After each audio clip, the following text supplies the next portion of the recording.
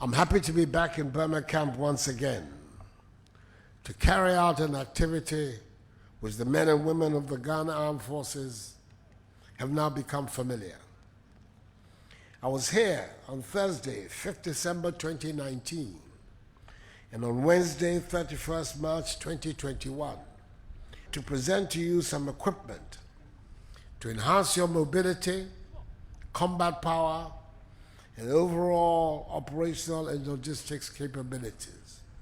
On those two occasions, in total, I presented 73 armored personnel carriers, 41 Toyota vehicles, 3 water tankers, 1 self-loading recovery truck, 1 refrigeration van, and 5 utility vehicles for waste disposal and management. Today, I'm here to present to you 40 Jeep J8 vehicles, 6 Toyota Hi-Ace minibuses, and 14 Toyota Hilux pickups, which will help you contain the security threats posed by extremist groups operating along our northern borders, and also help you deal better with internal security challenges. Government is constantly kept apprised of the needs of the armed forces, and as your commander-in-chief, I'm taking steps to ensure that they are met. We recognize that our vision of ensuring equitable distribution of development, progress, and prosperity to all parts of the country can only be achieved in an atmosphere of peace and security. We're determined to continue in this vein and satisfy the legitimate demands of the armed forces.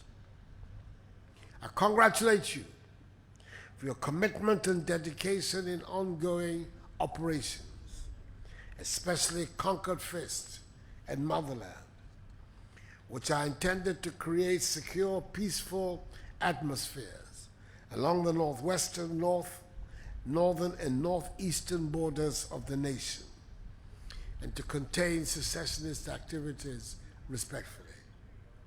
I encourage you to continue to collaborate with the Ministries of National Security, Interior, and Foreign Affairs, and all other relevant ministries and agencies, to ensure that we maintain a robust posture that will deter potential aggressors from attempting to derail the political and socio-economic gains we have achieved so far.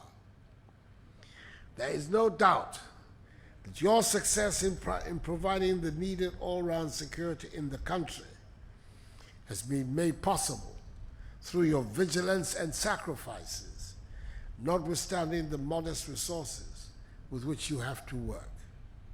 Ghana is forever indebted to you.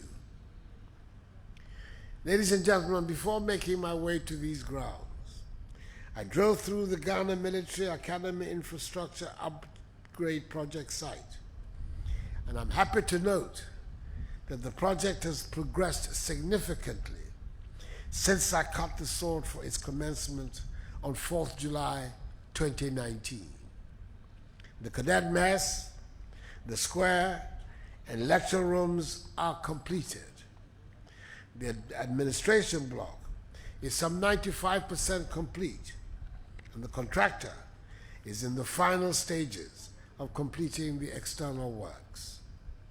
The 246 capacity cadet hospital and platoon commander's block are some 65% complete.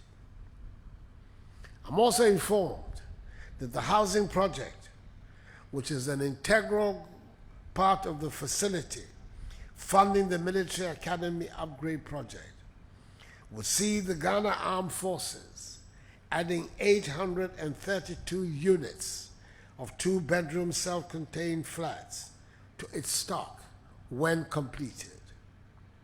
I understand that they're also at various stages of completion at 5, 6, and 6 garrisons.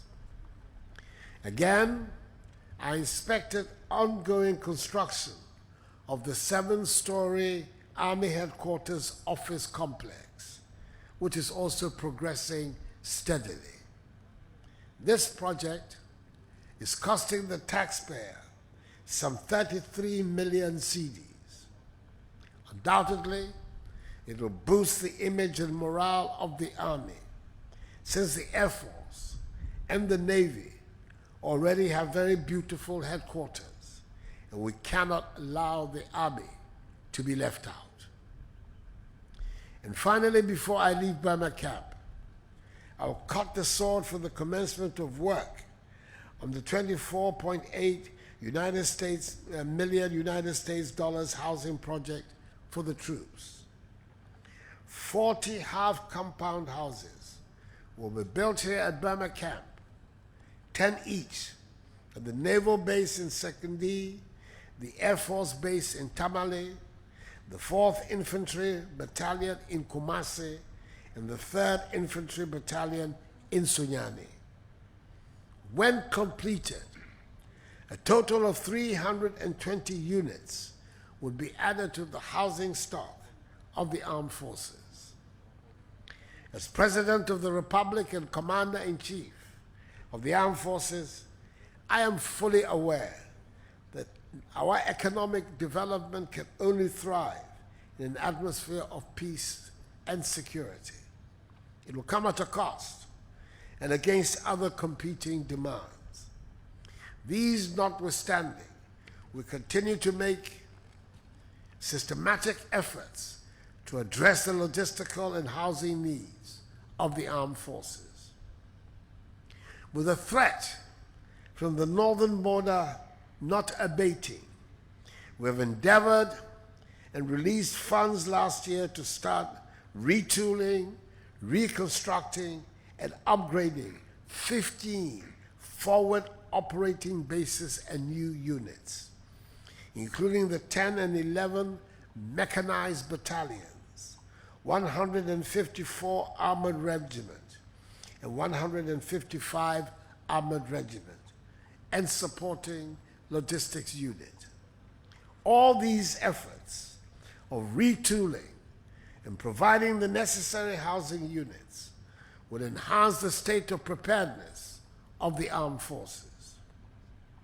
In conclusion, officers, men and women of the armed forces, I urge you to pay particular attention to the maintenance of these vehicles and also of the housing units as they come on board and use them for their intended purposes.